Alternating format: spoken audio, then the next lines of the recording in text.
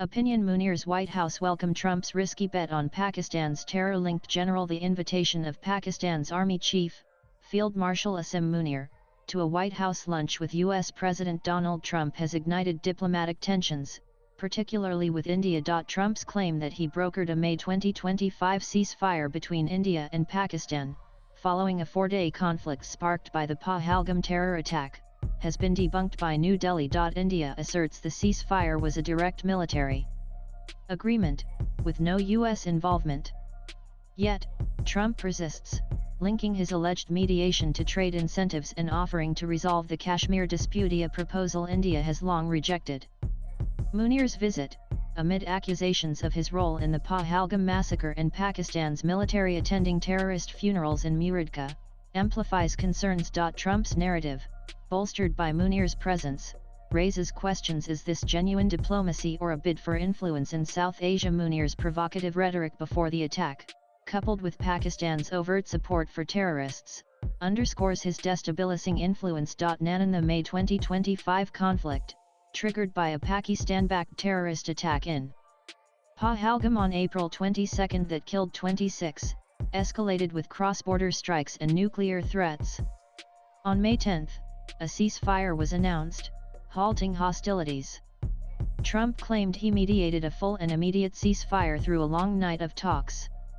India's Ministry of External Affairs, however, stated the truce was negotiated directly between the Indian and Pakistani DGMOs, with Pakistan's DGMO initiating contact at 3:35 p.m. on May 10 due to military pressure from India's strikes on Pakistani air bases.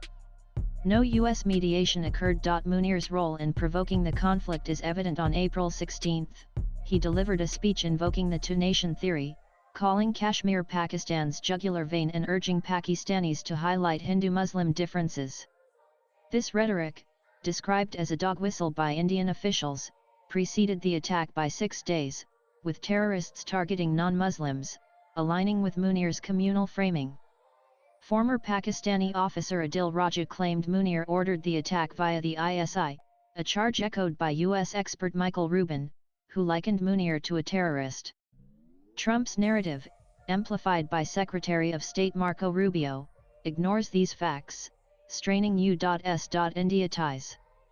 By crediting himself, Trump emboldens Pakistan's military, which faces domestic unrest, to leverage U.S. support, risking further escalation in a fragile region. India has consistently rejected third-party mediation on Kashmir, citing the 1972 Simla Agreement's bilateral framework.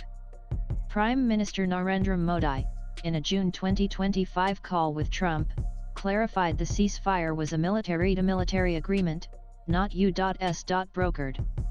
Foreign Secretary Vikram Misri dismissed Trump's trade incentive claims, stating no such talks occurred.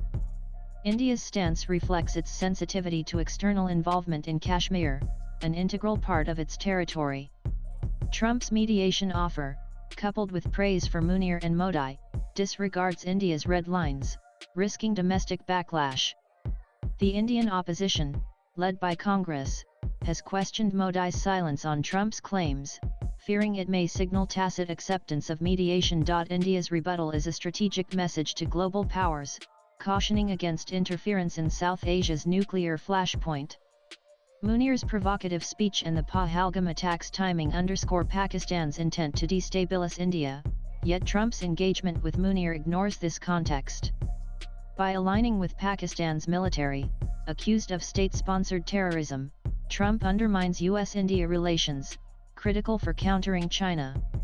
India's warning against Pakistan's nuclear blackmail and its diplomatic offensive, including suspending the Indus Waters Treaty, signal its resolve to maintain strategic autonomy, making Trump's overreach a costly miscalculation. Nanan Munir's White House invitation, a rare honor for a military chief without civilian leaders, signals a U.S. tilt toward Pakistan's military establishment.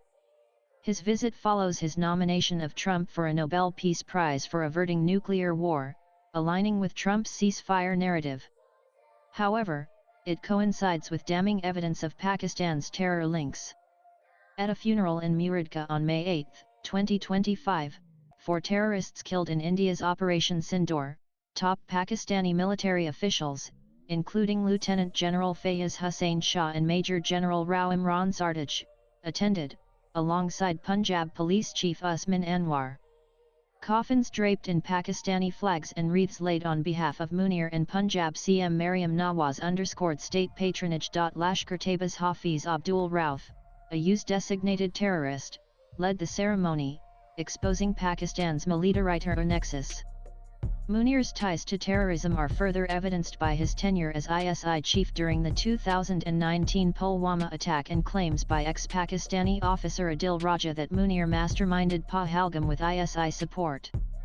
Domestic protests in Pakistan, with hashtags like Resign Asim Munir, accuse him of orchestrating the attack to deflect from internal dissent.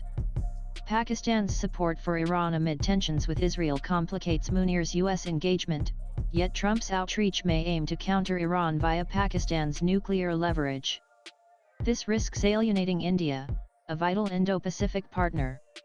Munir's visit, alongside a Trump family-linked crypto deal in April 2025, suggests personal motives may cloud US strategy, enabling Pakistan's military to exploit Trump's overtures while deepening regional instability. Nanan Trump's ceasefire falsehoods and Munir's White House visit have profound implications.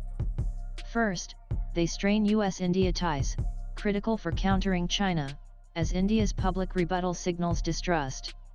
Second, they embolden Pakistan's military, accused of backing terrorists, as seen in Muridki's state funerals.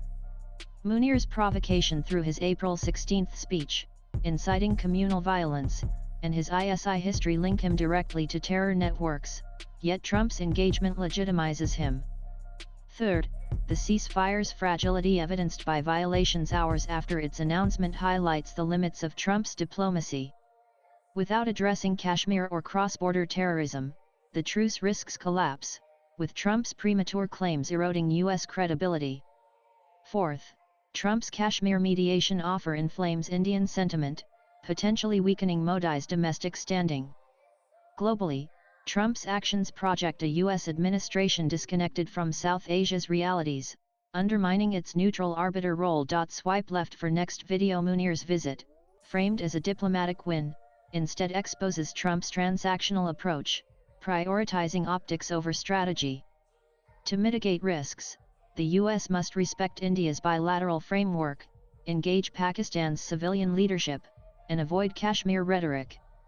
Failure to do so could fuel escalation, empower Pakistan's military nexus, and destabilize a nuclear-armed region, with Trump's overreach bearing the blame. The author teaches journalism at St. Xavier's College Autonomous, Kolkata.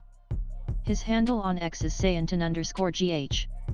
Views expressed in the above piece are personal and solely those of the author. They do not necessarily reflect NEWS18's views. Latest blogs.